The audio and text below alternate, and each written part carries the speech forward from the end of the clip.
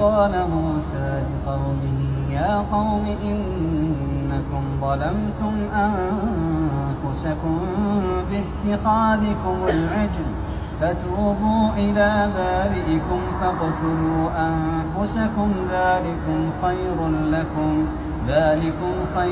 لكم عند بارئكم فتاب عليكم إنه هو التواب الرحيم